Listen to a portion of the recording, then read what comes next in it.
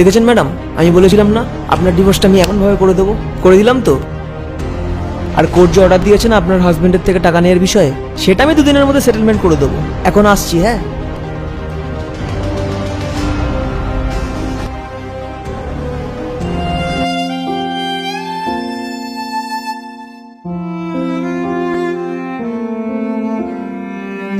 বাড়ি যাওনি তুমি এখনো? ও তুমি? হ্যাঁ, এই তো যাচ্ছিলাম, চা খাওয়ার জন্য বসেছি। তুমি বসো না।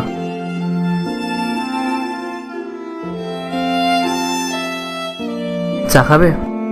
না না, 5 বছর ধরে ট্রাই করছিলে না ডিভোর্সের জন্য, আজ ফাইনালি হয়েই গেল। আচ্ছা শোনো না, তোমার সাথে একটা কথা ছিল। ওই যে কোর্টে বলছিল না তোমাকে 10 লাখ টাকা দিতে হবে, আমার কাছে তো এখন অত টাকা নেই, কিন্তু তুমি আমার ওই বি ব্লকের ফ্ল্যাটটা নিয়ে নিও। আর আমার কাছে যা সোনার জিনিস আছে ওগুলো তুমি নিয়ে নিও, তিতলির বিয়ের কাজে লেগে যাবে।